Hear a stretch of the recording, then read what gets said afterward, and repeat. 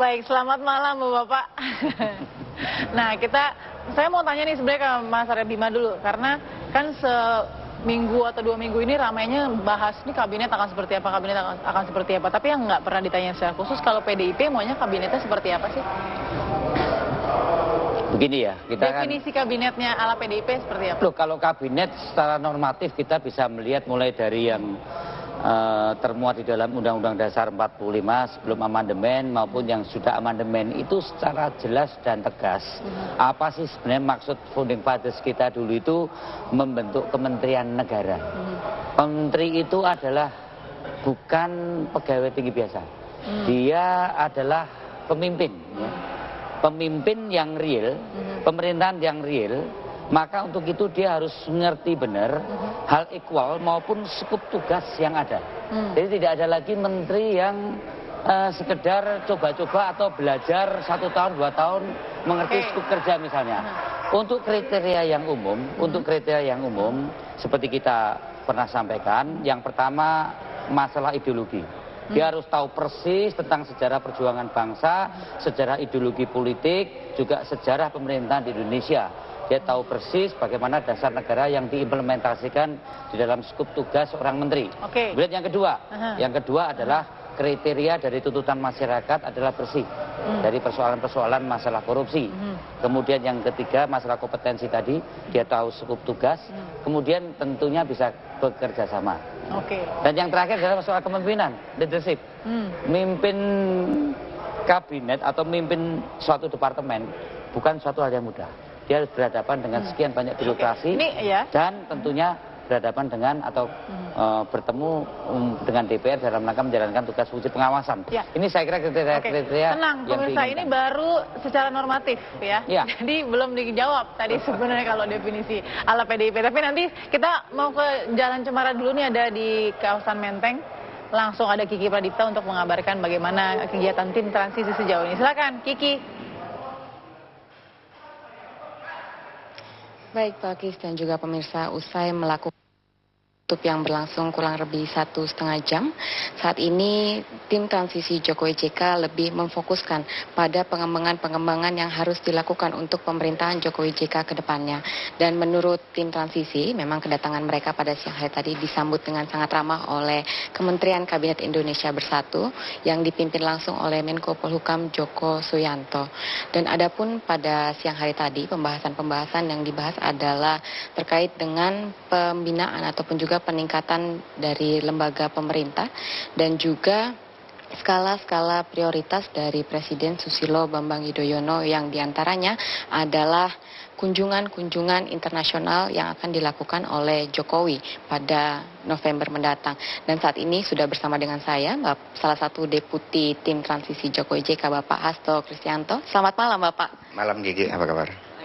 Bapak, nih sebelum kita membicarakan tentang pertemuan tadi siang, boleh Kak saya bertanya sama Bapak.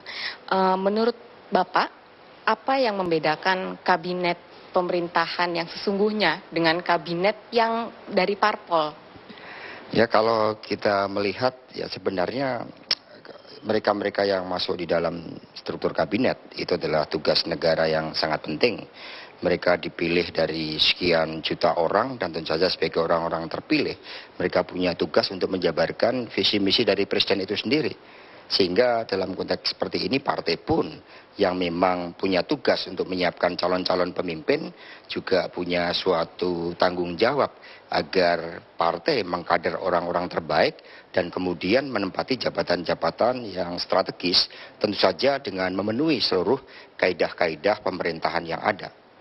Apa yang menjamin bahwa tidak ada intervensi dari partai politik sendiri dalam menentukan? Ya sebenarnya istilahnya bukan intervensi. Intervensi konotasinya negatif. Kita melihat partai kan punya gambaran ideal tentang bangsa dan negara.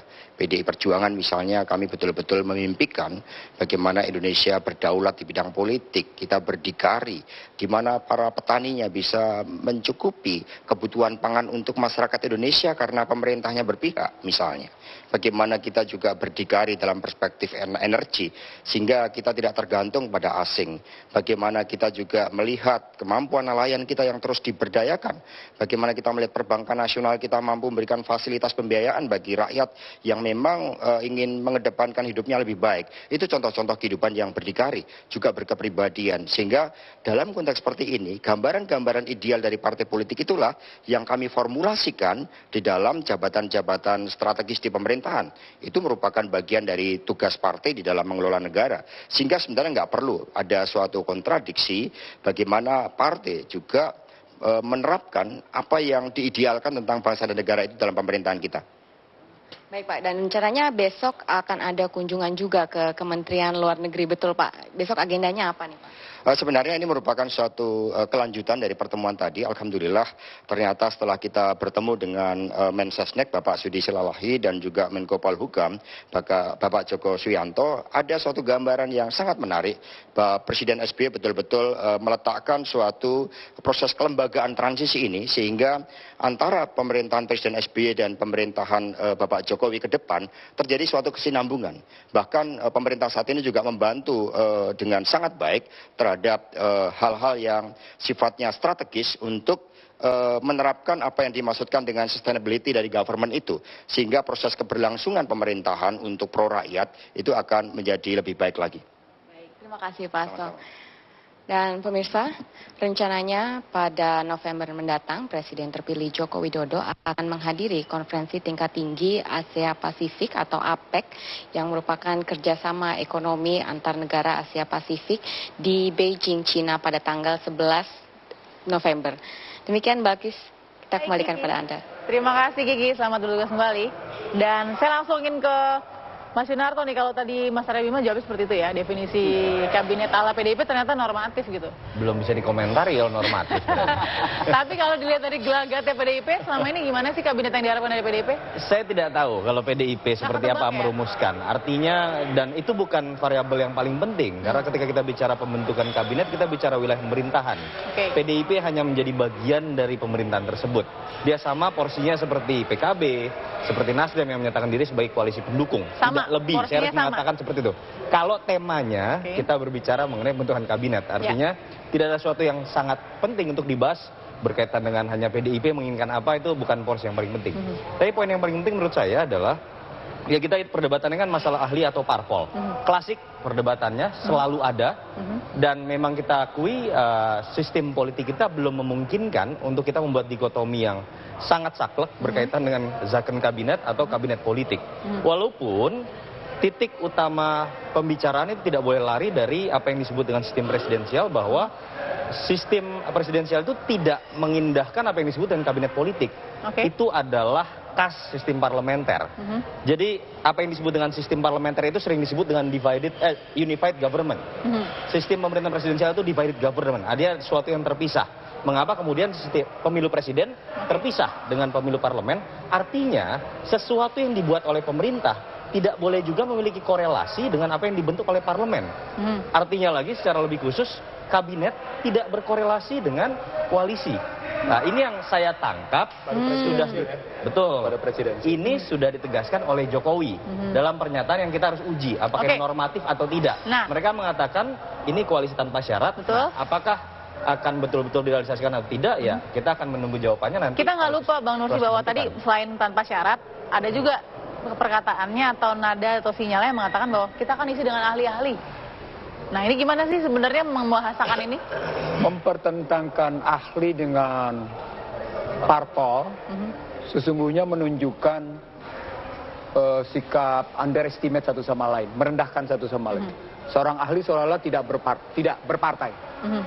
Padahal dalam kenyataan di Indonesia hampir banyak orang-orang ahli berpartai, walaupun tidak berparpol.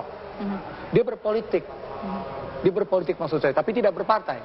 Dan itu bisa kelihatan kok siapa-siapa. Bahkan saya misalnya gimana, kelihatannya gimana? Betapa banyak direktur utama BUMN yang berpolitik. Ini Komisi 6 kalau ditanya pasti menyatakan iya.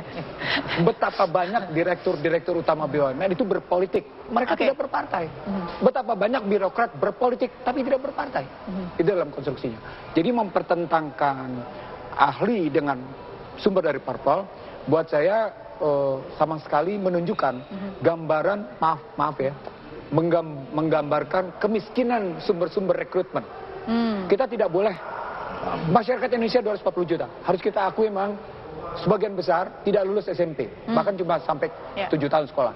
Tetapi kalau Anda kembali di kota-kota besar, begitu banyak orang-orang cerdas cendekia yang terkadang juga ngejelimet pikirannya, yang juga terkadang juga masuk dalam cara-cara berpikir yang menjungkir balikan konstitusi, tapi bisa dikategorikan sebagai orang pinter, yang kemudian menjungkir balikan konstitusi, faktanya gitu ya. Saya ingin mengatakan, kalau kita pertentangan kayak gini, maka ngapain kabinet mesti bicara kabinet Zakon? Kabinet Zakon pada akhirnya adalah mengaplikasikan konstitusi. Ngapain bicara kabinet kerja kalau kemudian ternyata Anda menjungkir balikan konstitusi, gitu loh, prakteknya. Maka contoh yang paling sederhana. 10 tahun dibilang, 2004-2005 rekrut kabinet profesional. 2009 rekrut kabinet profesional. Hasilnya, Anda bisa lihat, bangsa ini rusak. Bangsa ini berantakan. Kalau nggak muncul istilah Trisakti, kalau nggak muncul istilah ekonomi mandiri, itu kan artinya profesional kemarin bikin rusak bangsa ini. Setuju nggak? Logikanya begitu. Iya, sekali lagi bahwa kita juga belajar dari 5-10 tahun terakhir. Dikotomi antara itu kabinet ahli atau kabinet dari Palpor, ini harus kita lihat dari persoalan bangsa yang sesungguhnya itu membutuhkan orang yang seperti apa. Ya. Yang sekarang yang seperti apa yang dibutuhkan? Ya, sekarang adalah orang yang memang segera mau kerja untuk menyelesaikan persoalan. Ya. Tipologi style Jokowi ini yang harus dilihat. Ya. Tidak terlalu banyak harus terlalu berwacana, maka dibentuk adanya tim transisi ini kan supaya begitu seseorang itu masuk dalam jajaran kabinet, masuk dalam jajaran kementerian, apa yang harus menjadi tugas kewenangan dia itu jelas dan langsung dikerjakan. Ya. Karena kalau tadi pengalaman-pengalaman sebelumnya ada persoalan kompetensi. Mohon maaf ya, saya nggak habis pikir mantan Menteri Pariwisata tiba-tiba menjadi Menteri SDM, kan gitu. Ini kan menunjukkan antara bagaimana hal ikhwal sampai skup tugas itu tidak didasarkan atas kriteria tipe orang seperti apa untuk duduk dalam satu jajaran kementerian. Sedangkan kriteria seseorang itu tidak bisa lepas dari persoalan-persoalan yang ada di skup kerja yang ada. Nah, saya melihat dan bicara kawan-kawan di tim transisi, apa sih sebenarnya fungsi tim transisi ini? Nah, apa fungsinya nanti, Mas Arya? Kita harus jeda dulu sesaat lagi dengan penjelasannya. Tetap bersama kami.